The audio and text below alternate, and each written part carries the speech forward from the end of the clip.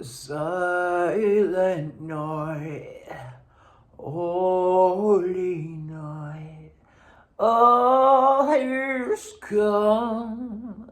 Ah, it's bright. Hi, happy vlogmas. I was really not freaking feeling vlogmas for like the past week. I like would record a little bit from day to day, and then yesterday I was like gonna put footage together, and I was like, no, I don't care. I'm not watching these, and I'm not putting them together. The past 5 days can go to hell. I am feeling recommitted as of today, and I think I want to do tomorrow. And then after that, it's up to me, okay? Maybe I'll be done. Maybe I'll do it every day. But I've decided I'll do it today. I went to bed a little bit late. I slept in a little bit late. I have had my coffee, yogurt, and a protein bar. If you're invested in knowing about my routine, commit that to memory. That's my breakfast every day for the past, I don't know, I feel like I've been doing that for several months now. Sometimes there's like string cheese in the rotation, but lately not. And I always go through phases with, there was a long time where I had oatmeal every day for probably almost a year. And then before that, I was probably having grits every day. There was also a long time where I was having an extravagantly lavish, exquisite full breakfast every day, which I do miss that. I would usually have 2 fried eggs, 2 pieces of bacon, an English muffin with like butter well, always butter, but also maybe honey or jam. I would have a Siggy's, either vanilla or lemon. They're like extra thick yogurt. I would have I'd usually have some cheese on my plate. I'd have some cashews on my plate. I might have some avocado and some vlogmas chili crisp, which I don't eat anymore. I feel like I may have talked about it in a longer video at some point, but I had bought my first jar of vlogmas in like 2 years recently, and they changed the recipe. It doesn't taste good anymore. I mean, if you still like it, fine. But as someone who was a huge fan of the original chili crisp, I ate this new one, and I just assumed that there was something wrong with my jar because the taste wasn't just a little bit different. It was completely different. It was much spicier and much less salty and kind of dull tasting. Like, also the texture was like less crispy and more chewy. The original was not that spicy. That was never the point. It was very umami and like richly flavored and very salty and delicious. It seasoned your food really well. And it had a great texture. So anyway, I used to always have vlogmas dribbled onto my eggs and my avocado. What else would I have? Like an iced coffee. I used to love making an iced coffee. But those days are gone. I have now opted for simpler living with my coffee, my hot coffee with half and half. Stonyfield organic whole milk plain yogurt. I don't want anything else. I actually tried a lot of yogurts in the past 6 months, pretty much all plain yogurts, just because I can't really have too much sugar, or I want to pick and choose where I want to have my sugar as a diabetic, and I do not want it in my yogurt. Plus, plain yogurt to me now tastes sweet, tastes naturally sweet, which it is. Like, there are sugars in dairy, and I can taste them because I've become more sensitive to the natural sweetness of foods. Sorry, get on my level.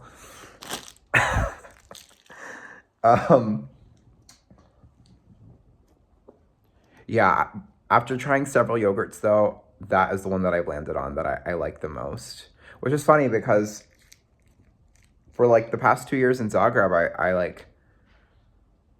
I actually was doing a lot of drinkable yogurt, and I haven't found a like no sugar added plain drinkable yogurt here that I like and that like tastes like what I'm used to. But I would get back into that if I found it. That's what I was having mostly for like the first year I was in Zagreb. And then I started getting Zubrugov's. I would always have the Zubrugov drinkable yogurt, but I started getting their Greek yogurt. And I really liked it. And I was mostly trying Greek yogurts when I first came back. And I do like a Greek yogurt, but I realized how much I like a normal plain yogurt. It's a little, the texture is less creamy and exciting as Greek yogurt or any type of like strained or double strained yogurt, but it's more sweet, normal yogurt, I think. The Greek yogurts are more tart, like really taste better with like some honey or something. But I thought the one in Zagreb was really sweet and delicious. Just the ones I've tried here are a little more like eating sour cream, which I kind of like, but not as much as normal. So anyway, and then yeah, a pure protein bar almost always. Occasionally I'll have another brand. I like Quest protein bars, but they are expensive as hell. So anyway, I had my breakfast and I keep talking about it on Vlogmas of feeling distracted by my phone, and I'm definitely in a bit of an era of that, and I talk about how I need to lock in. But today, sometimes it's all talk. Talk is cheap. Sometimes I don't follow through with the locking and the inning. And today I really feel spiritually committed to locking in to my knitting. But first, I would like to get dressed. So I'm gonna get dressed. Hi, I did manage to get dressed and somewhat ready for the day. I could really use a shave and a mustache trim, but probably tomorrow, because tomorrow I have my Chicago chapter of the American Recorder Society Yuletide concert, which is exciting. But obviously I want to look my most beautiful for that. It occurred to me, like, I'm not very regular with scheduling my haircut, and I also, the salon I'm going to, it's near my house, they also do my brows and my lashes while I'm there. I just get a lash tint. I'm not like getting lash extensions. But also maybe I need to stop getting a lash tint because it's so expensive. It's like $30. In Croatia, the lash tint was like a $5 add-on to getting your brows done, so I always did it. I don't know, the getting your brows done is like way cheaper than getting just the lash tint at this salon, so I don't know. But it is nice to just have everything done in one place. It occurred to me like yesterday or the day before that I kind of would have liked to have a fresh haircut and fresh like brows and lashes before my concert tomorrow. And this salon, in my experience, is pretty easy to get an appointment. I always make an appointment just in case, but I could probably go walk in there right now and get it done within an hour or two. But my brows can look a little frightening for around 2 days after I get them tinted, and I'm okay with that.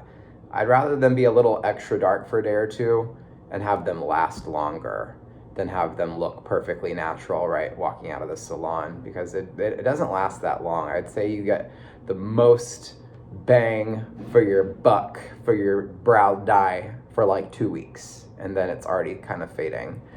But I don't know, I haven't done it in probably like 6+ weeks. Like, I really don't like to do it often or pay for it often. So I kind of do it every month and a half or 2 months, especially if it's before a concert or something, an event.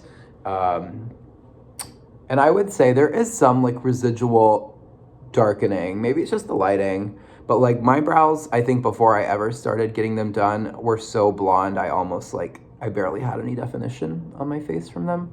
So there's some residual color, I guess. But yeah, I will not do that. I'll do it next week before I leave for Peoria, because I am playing with the symphony in Peoria next weekend, and I'll try to go on like the first few days of next week, so my brows have a chance to settle in. Anyway, yesterday there was a gem and jewelry show in the area, near the airport, actually, near O'Hare, and I went with Jessie May, which was fun. She's really into beading crafts right now, and there's a lot of beads there. Not exactly the beads she was looking for, but she still ended up finding a few strands she likes, I think. But anyway, I took a very small amount of footage at the show, which I will insert here.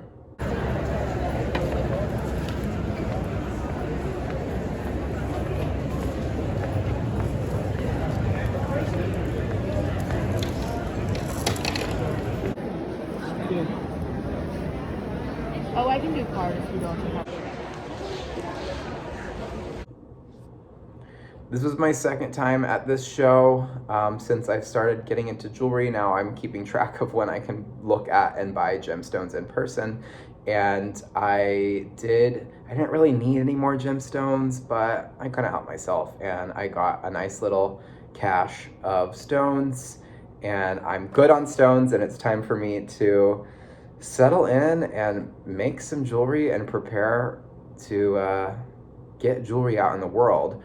But I already was looking at them last night and put them away, but let me get out my stones that I bought yesterday to show you. Okay, here is the full hoard of what I bought. So let's start at the top. This is an opal that Jessie May picked out for herself.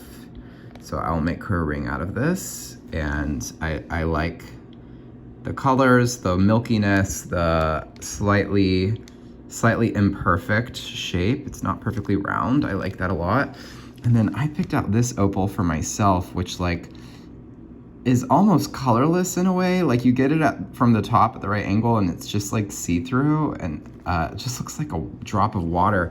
And then you get it at the right angle, and it does like flash quite a bit. It's really pretty. So that's for me. Then I got these two opals, both like interestingly colored and shaped. Really pretty. I love the kind of dull, like gray, fiery orange pink tone of this one, and I love the shape. I'll make rings probably to sell out of these. And then I got one beautiful aquamarine cabochon. This is a new to me gemstone, never heard of it, called Prenite, and I love it. I would love to make a ring for myself out of one of these, but I will probably make both of these into rings to sell.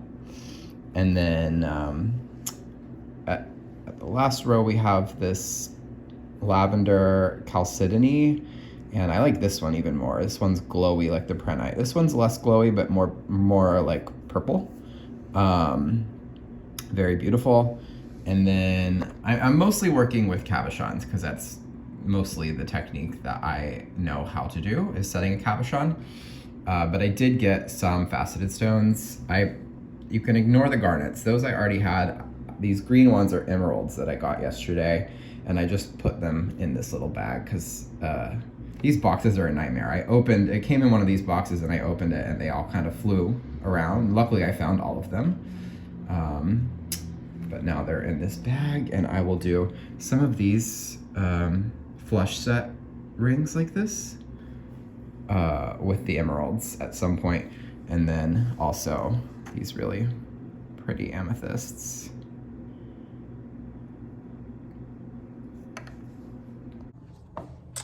Did I mention what I'm wearing? Because I never wear this, so I better talk about it. I decided very randomly to put on my hand knit Best Vest, one of my patterns, that is a design that I absolutely love. I'm so happy with the deep armholes, the wide ribbing, the deep V-neck. It's one of the most, sorry to toot my own horn, but it is a gorgeous V-neck shape with the way the stitches are all picked up and designed, with a nice Nice shape moving into the back portion of the ribbing as well. But I just like don't wear, if I had a job where I could like dress up cute, or if I were a student going to school, I'd be making outfits with this. But as someone who is mostly working at home and doing very normal errands of like grocery shopping and going to the gym and stuff, I just don't often pick like cutesy outerwear type of pieces. I more want utilitarian, like a sweater that I can just put a jacket on over and I'm good. But this is, it's so nice, so I need to wear it. And I love it with my purple sweatshirt. My radiator's coming on, you probably hear it hissing.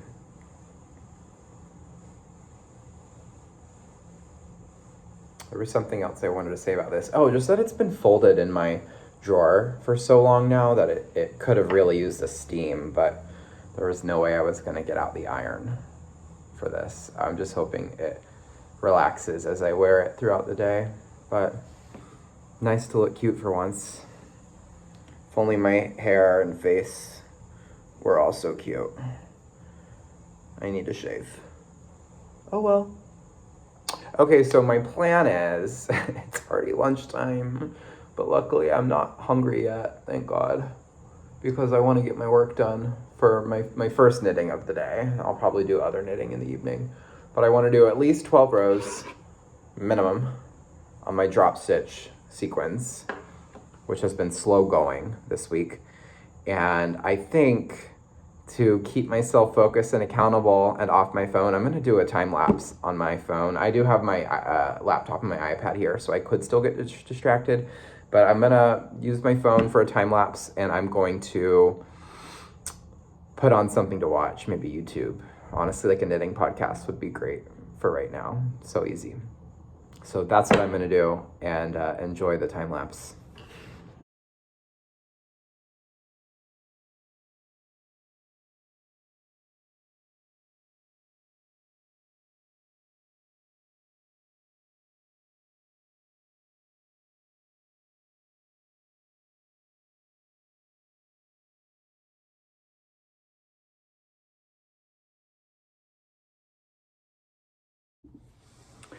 Okay, so here is where we just got in the past. That was like a solid 45 minutes of knitting. And it's good to know exactly how long a pattern repeat on this pattern takes me. A pattern repeat is 6 rows, and it takes me about 22 minutes to do 6 rows with absolute concentration and focus. It was very helpful to have my phone busy recording the time lapse and to just to commit myself, like regardless, like I'm also capable of having self-control. I just need to, I won't if I don't tell myself that I have to, you know. If I'm like, oh, I have all day to knit, then I'm gonna knit 1 row and then look at my phone for 10 minutes. But if I say like, no, I really have a goal to accomplish in a certain amount of time that I want to do it in, and I'm not touching my phone for that time, then I can do that. But it was really easy with it recording, and also to have something nice to watch on my iPad. I assume this is the most recent episode of Future Fiber. I'm not the most dedicated knitting podcast watcher. I definitely go through phases of when I want to see knitting content and when I don't. But ever since I first watched Future Fiber, she is one of my go-to channels for knitting, and I highly recommend checking her out if you haven't already, because if you're watching me where I yap and gab about a bunch of nonsense and like hardly talk about or show any knitting, it is gonna be a great refresher for you to go watch a Future Fiber video, because this is a 45-minute podcast episode and she's talking about knitting, designs, yarns, projects, ideas, techniques. I think she has multiple types of knitting machines that she also incorporates and makes projects with, and like she mods patterns. We'll talk about her modifications. She like does a lot of popular designs, but then also finds really niche ones. Same with her yarn choices. Like she keeps herself busy with her crafting, and she keeps her videos pretty craft focused, which like obviously I like to just talk about myself and my life and whatever. And sometimes I like to watch people's content that's like that too, but I also really love, especially for when I'm knitting, to just hear someone yap about exclusively knitting. It was literally it was a 45-minute video, and I finished like my last stitch as the end credits were rolling.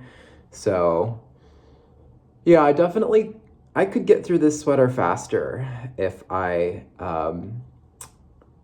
could maintain my focus from day to day on it better. Like right now, I'm at a crossroads of like, well, I just hit my goal. I only wanted to make sure I needed to do 12 rows, but I'm like, I did that pretty quickly. And like, okay, I can spare another 22 minutes to do another 6 rows, right? Let me just see if I can find a 22 or 23-minute video to knit to. And then, yeah, maybe I do one more repeat. But first, let me have a little phone break. Okay, I decided I needed to have my lunch, and a Mountain Dew Baja Blast. And then I think I will do 6 more rows on my sequins and then gym.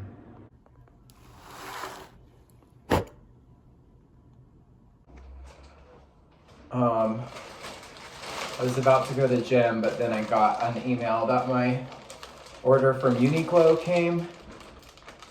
I ordered a bunch of their heat tech stuff. So these are the heat tech tights, which I've never been a long underwear person, but I might, when it really gets like below 0, I might want them. Here is the heat tech ultra warm. And honestly, this is cute, but it was fun while it lasted, but I might change into something else and try out one of these. I mean, I'll still need to wear a coat, and it's not like I've been freezing wearing like a sweater and a coat, but sometimes even in my house, like just wearing a knit sweater or a sweatshirt with nothing else, I can get cold. So I got some in medium and some in small. I think mostly in medium, which is probably a better fit for me. But they were sold out of a lot of sizes and colors. So I got 3 ultra warm, and I got 1 extra warm. And then I think there's also just like a more basic warm heat tech, which like, I hope I don't hate the ultra warm because that's mostly what I got. I hope it's not too warm. But this extra warm feels very thin. But I know people like swear by these as working really, really well for insulation. I want to open up the ultra warm and see if that also feels thin.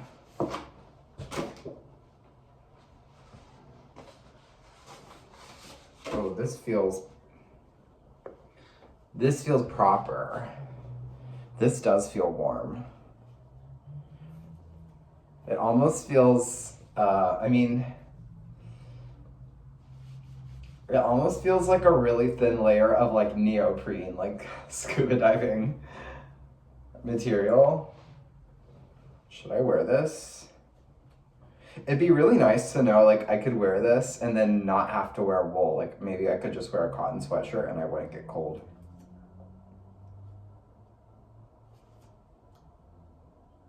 It's polyester, acrylic, rayon, and spandex. I mean, often all synthetics does make me feel really, really warm. So I'm gonna try this. So this is the black heat tech from Uniqlo, ultra warm in size medium. It fits well.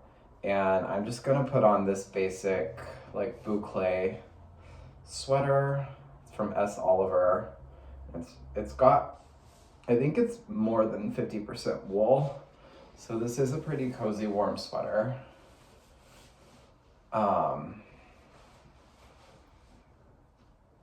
Yeah, the only thing that I'm like interested in is to see how the collar of the underlayer fits under other stuff, because this is quite a high and tight collar, which I like. But some of my other sweaters will probably show this underneath, which is why I wish they had more colors in stock when I was ordering. So I got this one in small because I really wanted one brown, which I would have ordered medium. But after putting this on, I don't think I'm gonna be uncomfortable in the small. In fact, it'll probably be nice to have at least one that fits me tight, because I might wanna wear something tighter on top. And then I don't want anything messing up the silhouette, you know? So anyway, I'm gonna get ready for gym and see you later. Okay, I decided to do a little bit of jewelry tonight, and I have done all of this work tonight on making a ring with a setting for this stone. So it's going well. I'm about to solder the ring shank to the setting.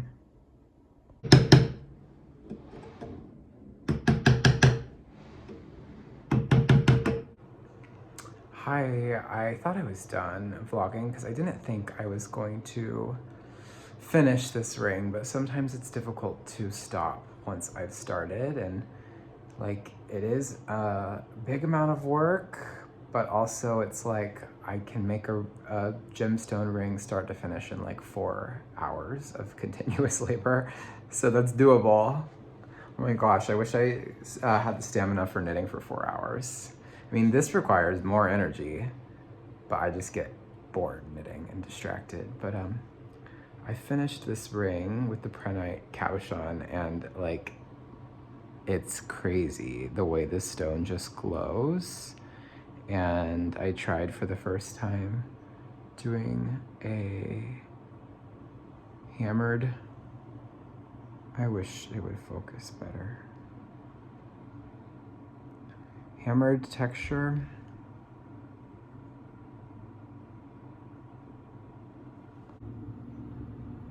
Okay. Maybe now you can get a better look at it, of the hammered texture on the band and also on the bezel, but it's much more subtle on the bezel. I wanted it to have more hammer marks, but they kind of faded away as I worked the setting.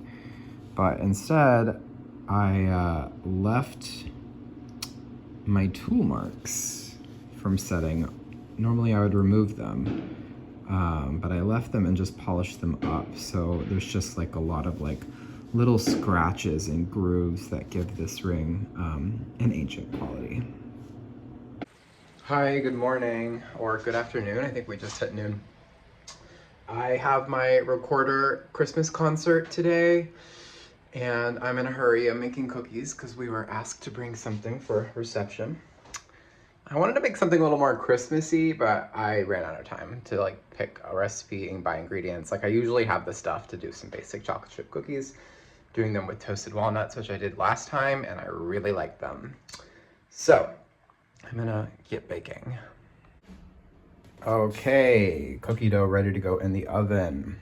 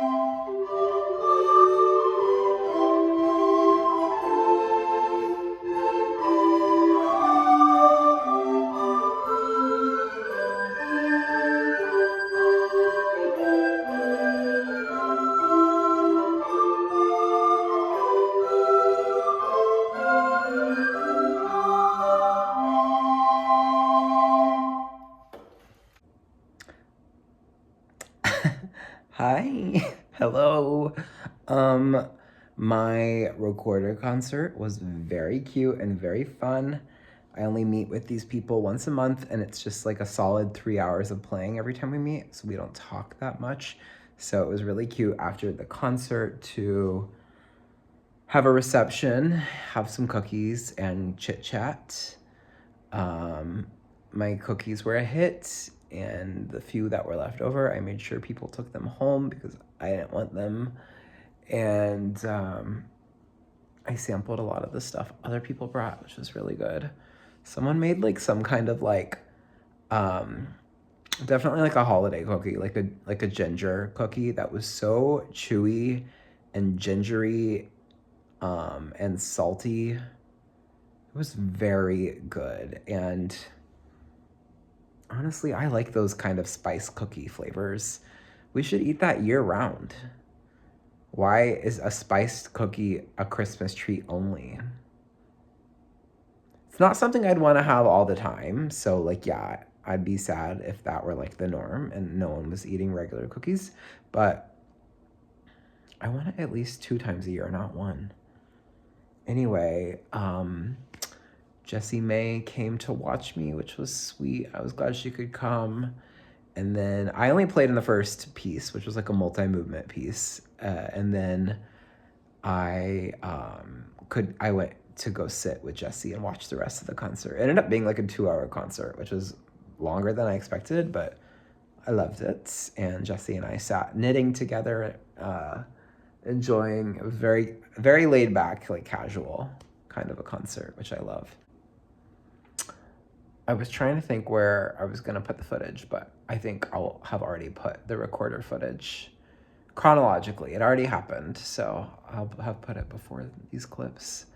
And it's time for me to go through my footage of the last 2 days and make my vlogmas video. As always, thanks for watching. See you on the next one if there ever is a next one. And if not, we had a nice ride. Bye.